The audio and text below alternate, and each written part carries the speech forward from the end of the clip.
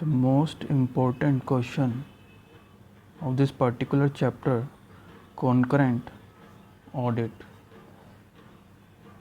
मुझे उम्मीद है गाइस आप सब ने कॉन्करेंट ऑडिट तो एटलीस्ट की ही होगी किसी बैंक की। तो देखते हैं आप उसमें क्या क्या करते थे। मैं पॉइंट लिखूंगा, आप अपनी सिचुएशन से उसको रिलेट करते जाएंगे कि हाँ मैं ऐसे ही जाके वहाँ पर करता था या करती थी। तो ऐसे हम इसको कवर करेंगे सिंपल तरीके से। सबसे पहले कवरेज देखते हैं। Point number 1 is coverage.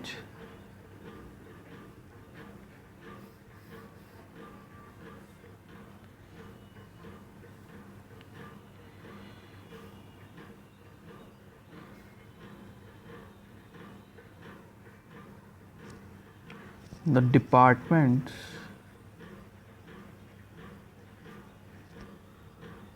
or divisions at head office dealing with treasury functions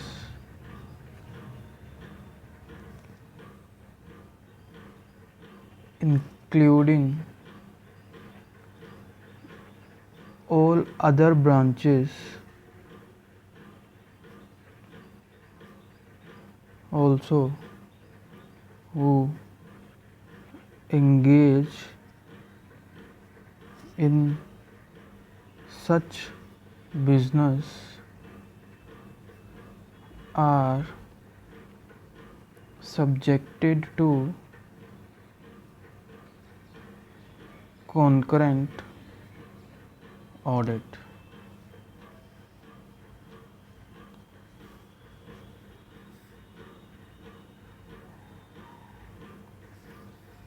The coverage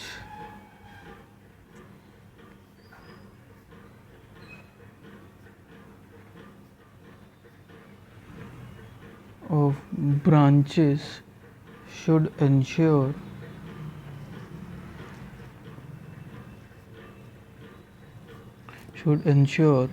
that the concurrent audit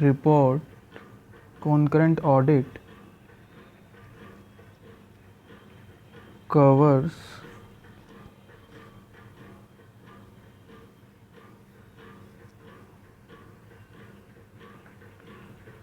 branches whose total credit risk including other risk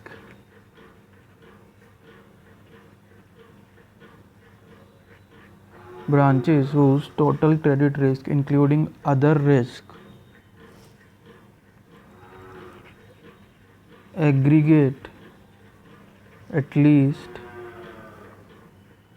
50% of the total credit and other risk exposure. Second point is branches whose total deposits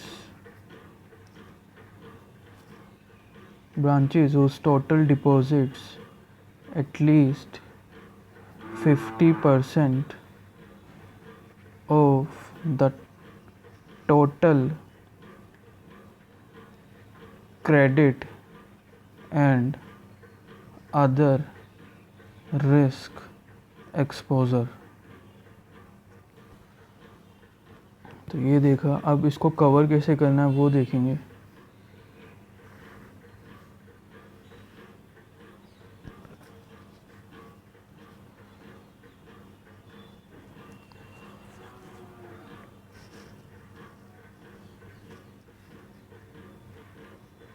To achieve this twin criteria,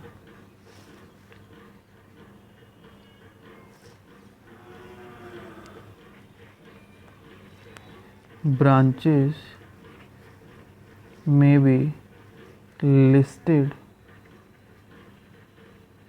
in accordance with their credit and other risk exposure in descending order.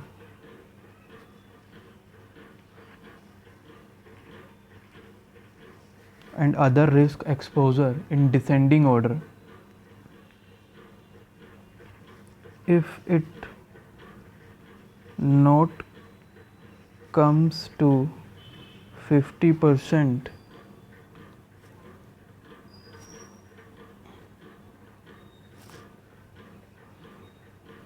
if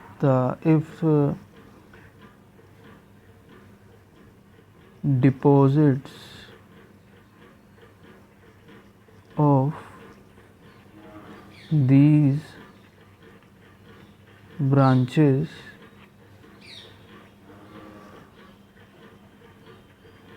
if the deposits of these branches not comes to 50%, then additional branches in descending order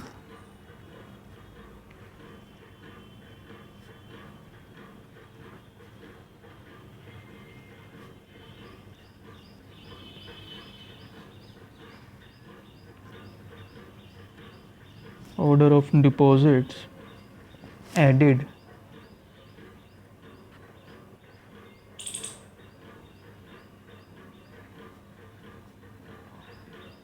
to achieve 50% coverage.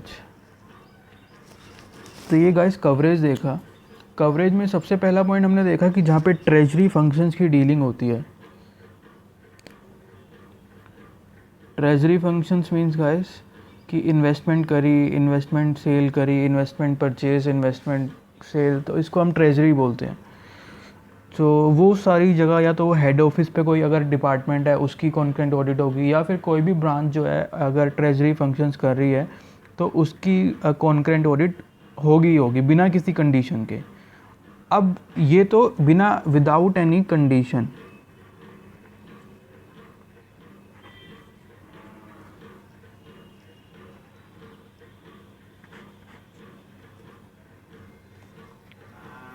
But जो ये वाला part आएगा guys, ये वाला part,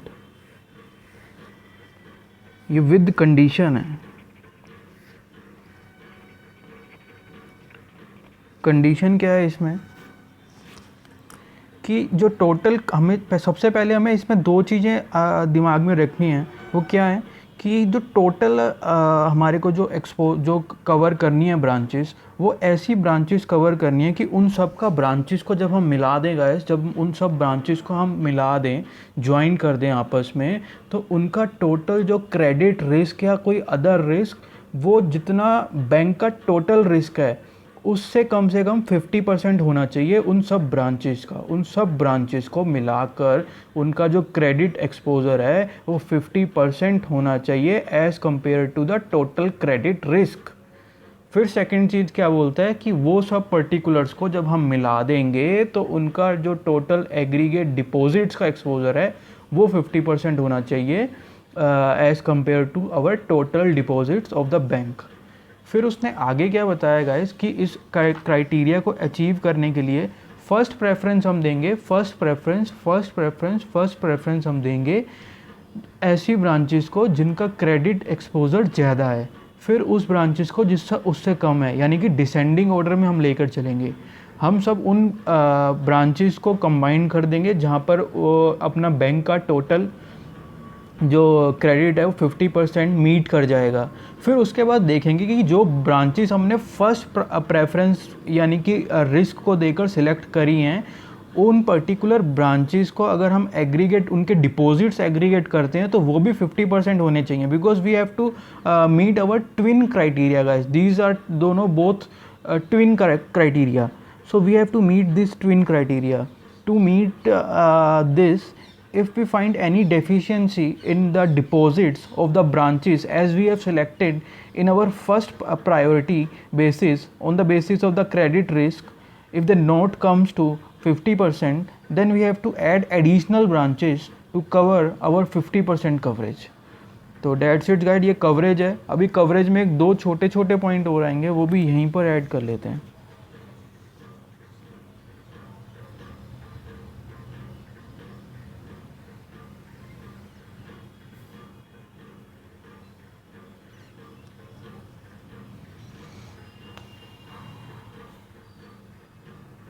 तो देखते हैं guys, पहला कौन सा है. Exceptionally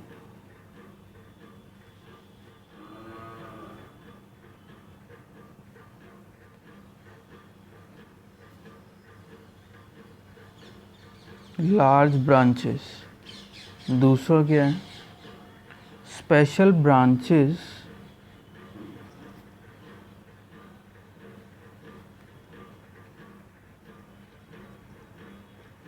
handling foreign exchange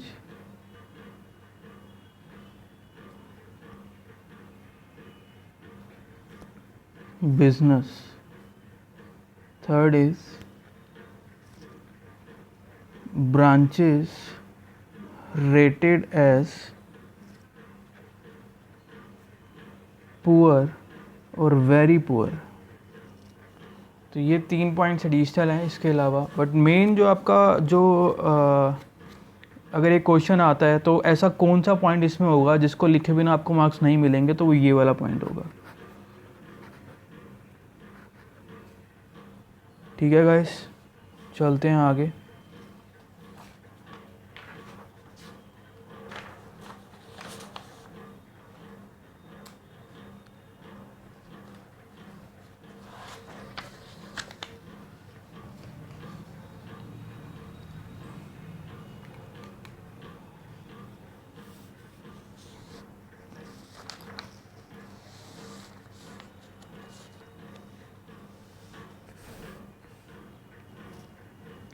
Now, the scope of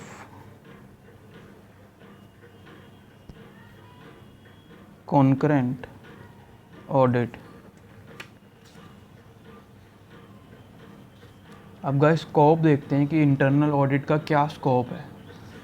तो स्कोप के लिए मैंने एक निमोनिक बनाया गाइस, देखते हैं.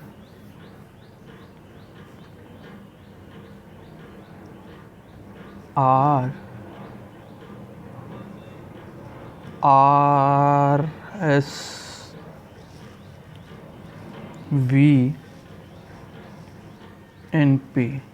गाइस जैसे वो इनविटेशन कार्ड में हम वो लिखते हैं ना नीचे RSVP, तो ये उसी को वैसे ही कुछ निमोनिक बना है. तो देखते हैं.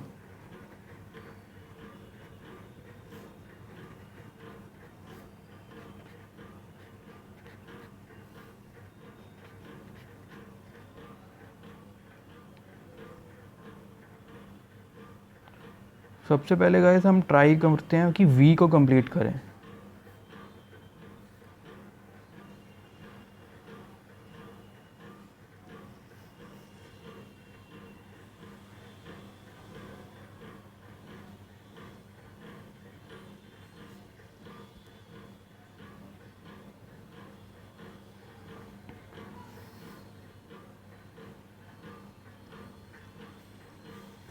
तो V से मैं यहाँ पर पहले लिख देता हूँ. V से गाइस वेरिफिकेशन है. तो वेरिफिकेशन देखते हैं हम कैसे कैसे करेंगे. First point is verification of daily cash transactions. Verification of daily cash transaction with reference to abnormal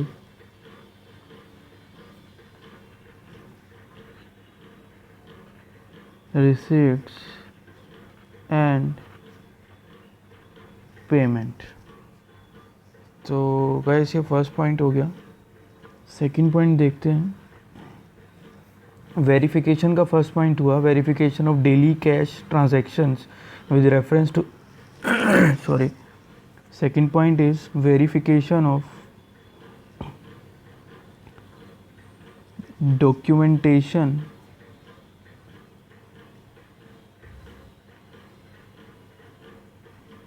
and KYC in respect of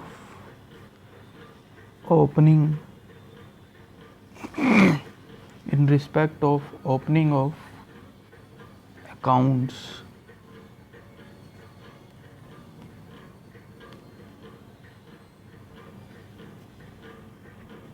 such as TD, current account, saving account. Third point is verification of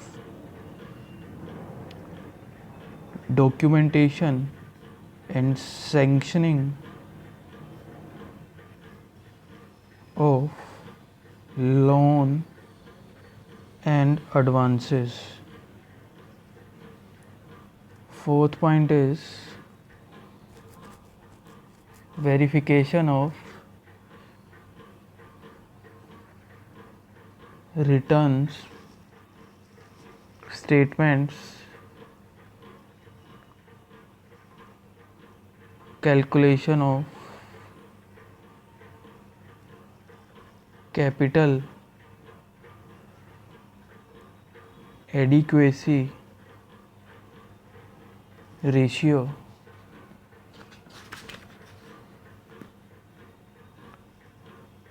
Fifth point is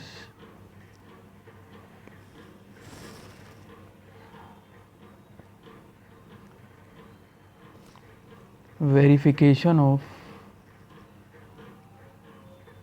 inter branch reconciliation, interest, discount or commission. Point numbers 1, 2, 3, 4, 5. Point number 6 is verification of high value. तो guys इस we के साथ हमने 6 points cover करे हैं। तो अब देखते हैं आर को।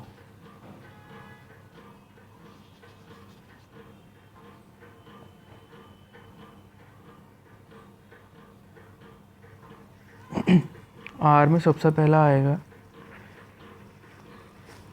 Revenue leakage. फिर एस से गाइस आएगा हमारे पास point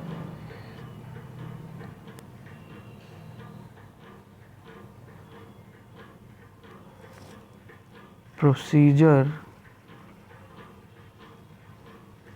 for safe custody of security forms with the branch। अब रह गया गाइस खाली पी से देखते हैं। पी से आएगा हमारे पास पहला पॉइंट जो आएगा वो होगा procedure for TDS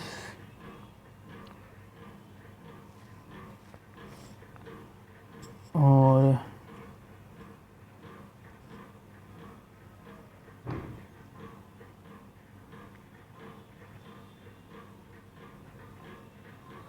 complaint of customers dealt properly। तो गाइस ये कुछ पॉइंट्स हमने कवर करे हैं, 1 2 3 4 5 6 7 8 9 10, तो 10 पॉइंट्स हमने इसमें स्कोप में कवर करे हैं। तो सबसे पहला रेवेन्यू लीकेज, वो चेक करेगा कि कहीं कुछ रेवेन्यू लीकेज तो नहीं है। फिर उसके बाद जो है सेफ़, जो कस्टडी में जो जैसे गाइस हम लॉकर वगैरह खुलवा लेते हैं तो उसके फॉर्म्स वगैरह प्रॉपर ऑथराइज होने चाहिए। फिर टीडीएस की जो कैलकुलेशंस हैं वो प्रॉपर होनी चाहिए। ये जिन्होंने कॉन्करेंट ऑडिट करी है उनको एकदम समझ आ रहा होगा इस टाइम पे। और फिर डेली कैश ट्रांजैक्शन, गाइस होता क्या है कि जब बैंक में एक रजिस्टर बनता है जिसमें डेली का, जैसे आज मैंने रजिस्टर मेरा चलता आ रहा है तो आज ओपनिंग बैलेंस होगा, फिर जितनी मेरा प्लस माइनस हुआ वो आएगा, फिर क्लोजिंग बैलेंस आता है। तो गाइस अभी हम लॉ में जब एक चैप्टर पढ़ेंगे, अलाइड लॉ में एक आता है PMLA, prevention of money laundering act, तो उसमें कुछ फिक्स लिमिट दी हुई है, पर्टिकुलर लिमिट है, लिमिट मेरे को ध्यान नहीं आ रही। तो उस लिमिट से अगर अबव हमारा किसी भी पर्टिकुलर बंदे की अगर ट्रांजैक्शन उस पर्टिकुलर लिमिट से अबव जाती है तो इमीडिएट रिपोर्टिंग हमें उसको उसकी RBI को या अदर ऑफिशियल्स को करनी पड़ती है। तो ये चीज़ एक ध्यान रखेंगे, इसीलिए कैश ट्रांजैक्शन का रजिस्टर भी बनता है। और फिर KYC, अगर जब भी हम अपना अकाउंट, सेविंग अकाउंट या कुछ भी खुलवाते हैं बैंक में, तो हमसे वो ID लेते हैं, एड्रेस प्रूफ लेते हैं, हमारी फ़ोटो लेते हैं। तो वो सब चीज़ चेक करनी है कि वेदर दीज आर प्रॉपर और not, and whether these documents are self attested by the person whose account is opening in the bank. And the next point is कि जब हम लोन और एडवांसेस सेंक्शन करते हैं तो बहुत तरह की रिक्वायरमेंट्स होती हैं गाइस, फॉर्मेलिटीज़ होती हैं जैसे कि legal search report, inspection report sorry legal report, inspection report, and our sanctioning letter और वैल्यूएशन रिपोर्ट, और भी गाइस बहुत तरह की फॉर्मेलिटीज़ होती हैं, प्रोजेक्ट रिपोर्ट सेक्ट्रा। तो फिर फोर्थ पॉइंट में कैपिटल एडिक्वेसी रेशियो, एक बैंक को गाइस अपनी कैपिटल को मेंटेन रख के चलना पड़ता है, तो वो रेशियो कैलकुलेशन एक्यूरेट होनी चाहिए। और लास्ट में इंटर ब्रांच रिकन्सिलेशन, इंटरेस्ट और डिस्काउंट कमीशन वगैरह उसकी वेरिफिकेशन करनी है, और verification of high value transaction, तो मैंने आपको पहले ही बता दिया, वो इस पॉइंट के साथ हम इसको कोरिलेट भी कर सकते हैं। ठीक है गाइस, तो इसी के साथ हमारा कॉन्करेंट ऑडिट ख़त्म होता है।